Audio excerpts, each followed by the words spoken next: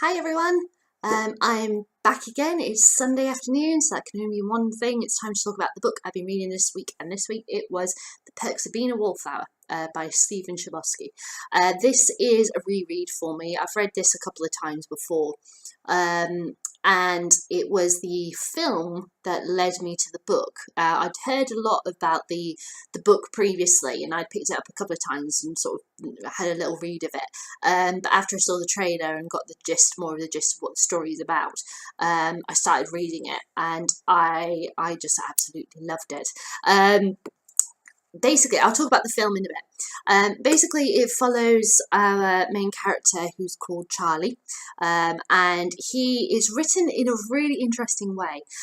He is a high school student who, it starts the day before his first day of high school. He is very introverted. He's very smart. He doesn't have friends. He very much sees everybody as far away from him in regards to where they are with their goals, with their life, with friends and all that lot.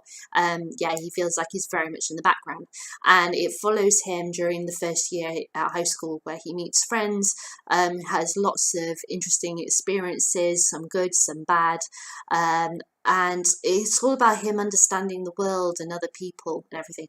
But it's really interestingly written, because it's written as a series of letters that Charlie is writing to someone who refers to as dear friend.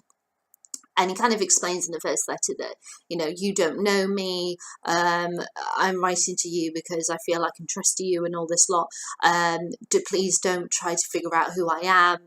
Writing this cryptic stuff for the reader to try and kind of understand who, in Charlie's mind, who he's writing to and such. It's so well written. It's brilliant, because it's written as Charlie speaks. He doesn't edit the sentences and such to sound a lot better, or have a better fluidity to them. He just literally, it's written as Charlie is speaking, and it's really, really wonderful. It's really refreshing to have something like that. So some people, having something like that can be a bit of a turn off, but for me, I really enjoyed it. I think it's really interesting. And the back has a really interesting quote that Charlie says about his school, and I just want to read to you, just to give you an idea of what he kind of says. So he says, "I walk around the school hallways and look at the people. I look at the teachers and wonder why they're here. And not in a mean way, in a curious way. It's like looking at all the students and wondering who's had their heart broken that day, or wondering who did the heartbreaking and wondering why." So he very much keeps things to himself, but he likes to observe. He likes to see what's going on. And along the way, he meets a brother and sister, or say step brother and sister, duo called Sam and Patrick, and they really expand his world. You could, in absolutely amazing ways. You could argue in some bad ways, but it's just that thing that Charlie's experiencing all these things, and he reveals a lot about himself throughout the course of this book, things that have happened to him, and to his friend Michael, who I'm not going to give anything away. He's referred to quite often in the book, but he isn't a character in the sense of the book. But when you read it, you understand why that is.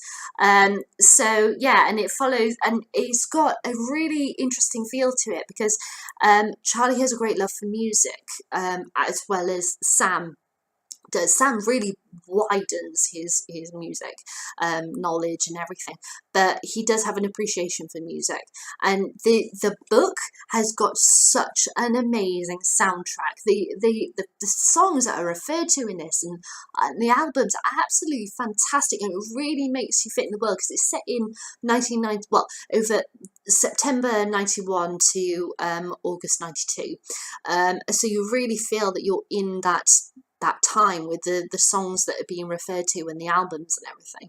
I mean, what was like 5 years old in 1991, so I don't remember it quite the same as Charlie and Sam and Patrick and all their other friends do.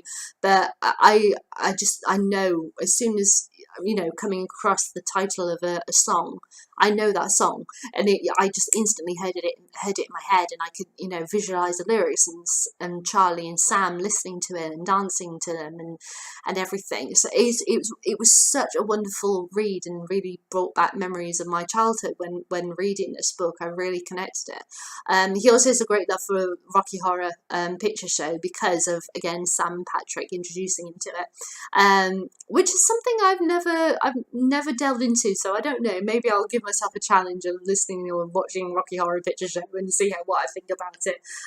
It's always been an intriguing musical to me. But I've never really delved into it. So I don't know, maybe I should just, for the hell of it, just give it a go and see what happens. But I love that the title is brilliant. The Perks of Being a Wallflower, because Wallflower is basically you're in this situation where you want to experience all this stuff, but at the same time it really frightens you and you want to run away from it. You're kind of in this odd situation and you don't quite fit in anywhere.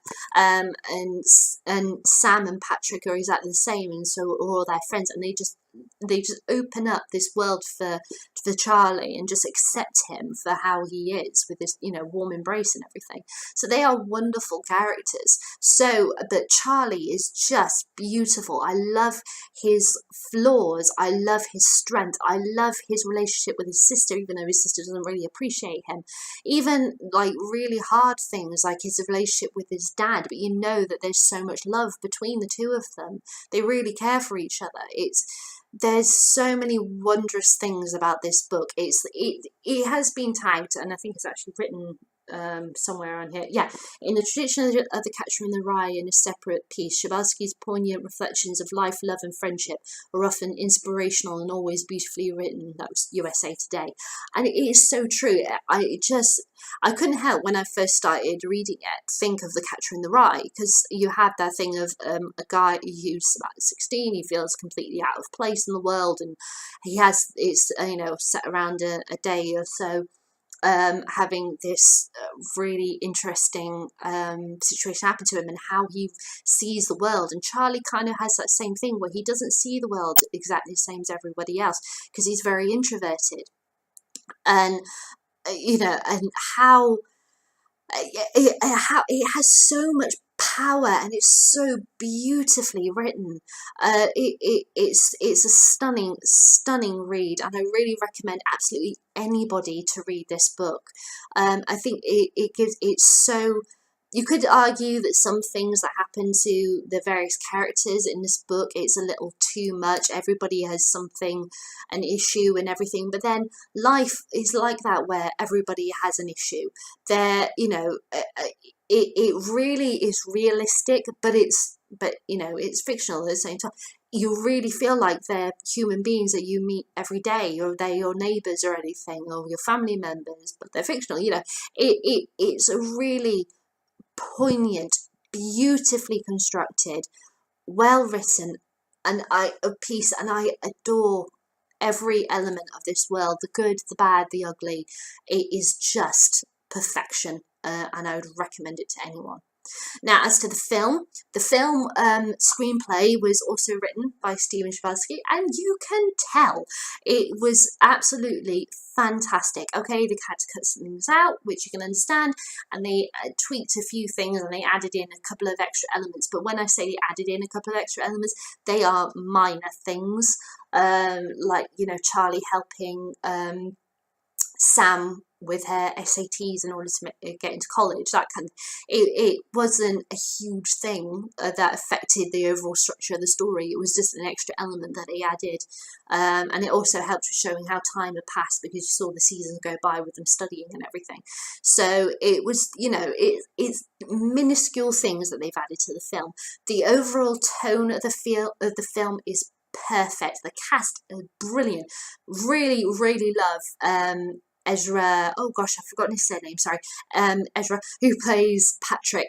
He was spot on sensational in this film. He just got that character so right, as did Logan, who plays Charlie, and Emma Watson, who plays Sam. They were all, they're our main three, and they were all fantastically worked together. You could tell there was a real chemistry between them. They played it beautifully, and I really strongly recommend the film as well. I would hold up the DVD, but I don't have the DVD. It was actually on TV the other night, and I sat and watched it rather than getting the DVD of it. I used to have one, but I can't find it. I think I must have had a clear out before I moved to my house. A couple of years ago now, and I think it must have gone to a charity bag, but yeah, unfortunately. So I did have it, but it's gone now. Oh well. But I saw it the other night, so I refreshed my memory of it and everything. The score, the soundtrack, just as to the book, the soundtrack of the film is phenomenal. Really, really recommend it. I think it speaks truth to absolutely anyone, no matter how old you are. You know, there's a nostalgia thing of what it's like to be a teenager modern day, what it's like to be a teenager, your thoughts, your feelings and everything. And there's a beautiful moment, which is how I'm going to end this video, where Charlie and Sam and Patrick are driving through the tunnel. It's quite important, the tunnels, to Charlie, Sam and Patrick. It really means something to them. And Charlie, you know, is all the beautiful lights going on around them, and they're driving really fast, and the air is hitting them through the windows and everything. And Charlie just suddenly says, "I feel infinite. We are infinite." And that phrase, and to choose the word infinite, is just brilliant. For you can feel that power, you can feel that wind on your face. Everybody knows that feeling where you feel at that age where you suddenly feel that you're free and you can take on the world, you can do anything you've put your mind to. And it's the first time Charlie's ever felt that way about himself, and it's just beautiful that he chooses those words, "We are infinite," and those words carry through to the end of the book. It's absolutely phenomenal, outstanding piece of work. I applaud you, Stephen, for giving the world this book. It is truly amazing. Strongly recommend it to anybody. Okay, I'm going to stop there. As usual, I do another video to announce what book I'm going to be reading for the next week. And, have you read this book? If you have, please let me know. I'd love to know what you thought of it. You can leave comments in the comment box below, or if you want to show what you thought about the book another way, or the film as well, you can give me thumbs up, thumbs down, entirely up to you. I'll leave it up to you. Alright then, so I will see you shortly with a separate video telling you what I'm going to be reading for the next week. Alright then guys, bye!